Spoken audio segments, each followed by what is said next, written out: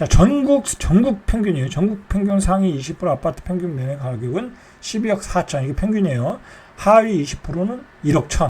자, 전국 평균으로 보니까, 10배가 넘어. 그죠? 뭐, 이건 그렇다 치더라도, 뭐 지방에 뭐, 시골에 또 아파트들, 뭐 그런 아파트는 비교할 수 없으니까. 어쨌든 10배가 넘어.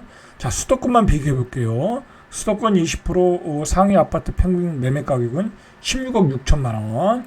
하위 20% 평균 매매 가격은 수도권은 더 벌어졌어요. 2억 3천만 원 정도. 그래서 5분위 배율이 7.15. 그죠? 이 역시 관련 통계가 공개된 2013년 4월 1일 최고치다. 자, 최근에 마용성의 가격의 급등이 이렇게 아파트 가격의 양극화를 초래하고 있다라는 거죠.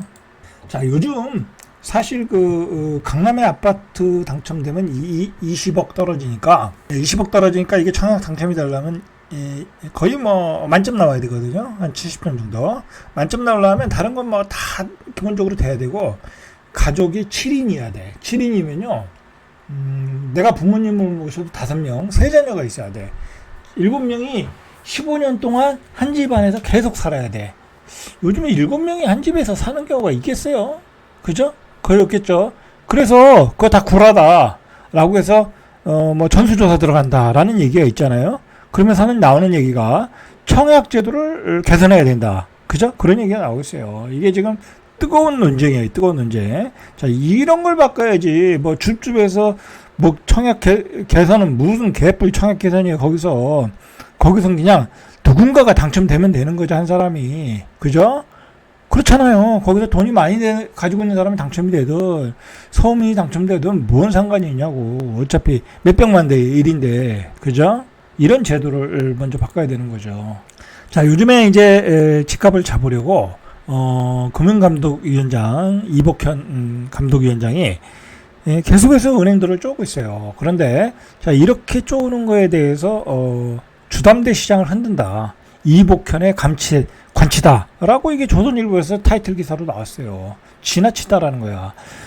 예전에 PF 사태가 일어났을 때는 무슨 신혼부부 특공 대출 그다음에 무슨 대출 해가지고 저금리를 싹 풀었잖아요. 그죠? 그렇게 해놓고서 집값이 다시 올라가려고 하니까 다시 금리를 올리라는 거야.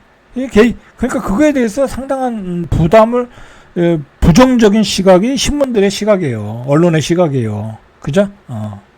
너무 개입을 한다라는 거죠. 자, 이게 왜 그러냐면, 이게 알고 보면 대출을 쪼면요, 전세 사는 사람, 그리고 어떻게든 집을 마련해야 되는 사람, 돈은 없는데 그냥 어떻게든 연끌해서 집을 사야 되는 사람들이 있거든요. 그죠? 그런 사람들이 집을 못 사게 만든다 이거야. 그죠? 그런 게. 자, 얼마나 요즘 대출을 쪼이냐면, 연봉 1억 직장인이 대출 연봉 1억 정도 받는 사람이 한 대출을 7천만 원 정도 못 받는다라는 거야. 자, 금융당국이 가계대출 증가세를 잡기 위해 규제 고삐를 조이고, 다음 달 스트레스 총 부채 원리금 상환 비율 DSR 2단계 이후에도 가계부채 증가세가 잡히지 않으면 바로 LTV까지 규제를 하겠다라는 거예요. 계속해서 대출 쪼이겠다라는 거예요. 지금 이렇게 되면은 집을 사려고 했던 사람들이 안 살까요? 그렇지 않을 거예요. 문제는.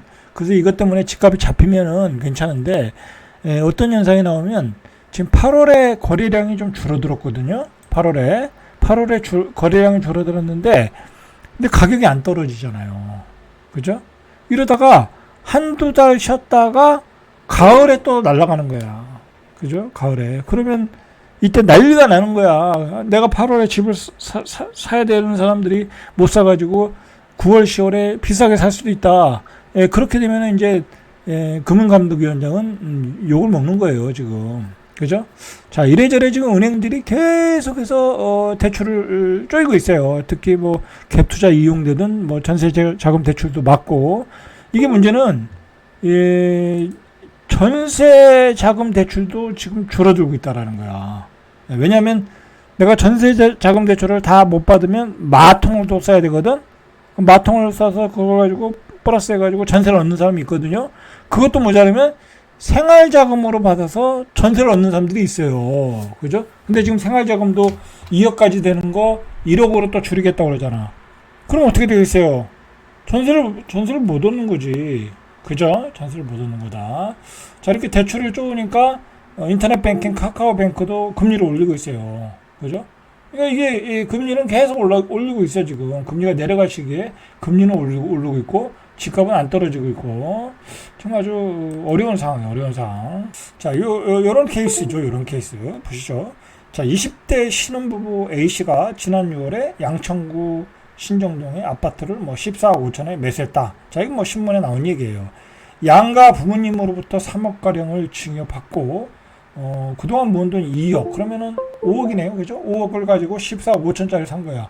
10억을 대출 받은 거야. 그죠? 뭐 LTV 70%까지 확대하니까 10억이 나온 거죠.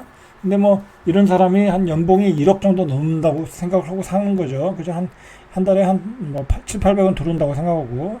그러면 이 사람은 주담대로 한 10억 1,500 정도 받은 거야. 그러면 어떻게 될까요? 그렇게 해서 집을 사고 있다 이거야. 그리고 대출이자 대출 원리금 한 400 내고. 그죠? 살 수는 있죠. 그 사람 소득으로는.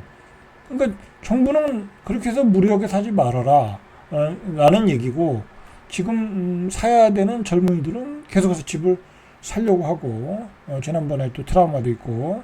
자, 이 지역에서 영업 중인 공인중개사 정모 씨는 최근 대출이 적은 60대 이상의 집을 팔고 오히려 30, 40대가 빚을 내서 집을 사고 있다라는 거예요. 이런 게 상급지에서 지금 나타나고 있다라는 거예요. 자, 지금 분양권도 계속 올라가고 있어요. 신축 때문에. 개포동 44평 분양권이 분양 당시보다 24억. 그죠? 입주권 프리미엄 10억. 아니, 여러분, 이런 게 문제죠. 그죠? 줍줍에서 누군가 로또 10억의 차익을 가져가는 게 사행신 조성인가요? 이런 게 문제인 거죠.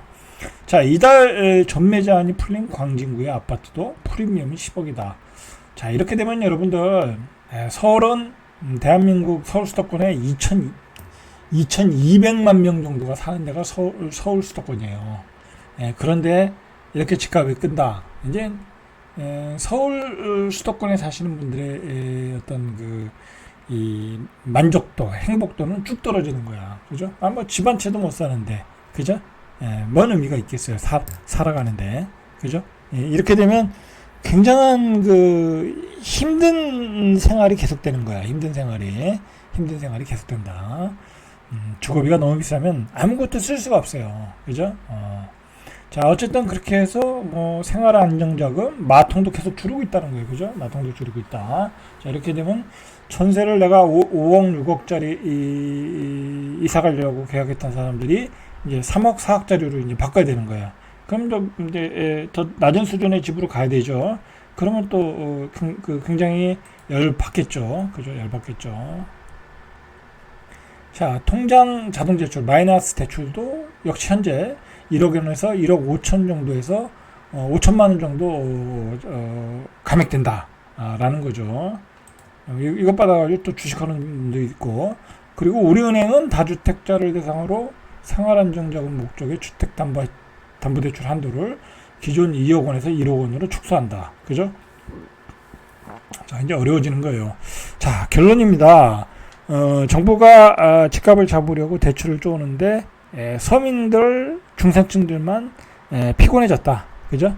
집을 살 기회를 놓치고 있고, 그 다음에 전세를 이사 가야 되는데 또 금액이 안 나와서 낮춰서 또 이사 가야 되고, 그리고 뭐 집값이 그렇다고 잡히는 것도 아니고, 그죠? 오히려 지금은 그것 때문에 오히려 집값이 올라가는 속도는 조절이 되고 있지만, 결국은 이게 또 나중에 한꺼번에 몰리면, 매수세가 또 한꺼번에 몰리면 역효과를 줄 수 있다 라는 거죠.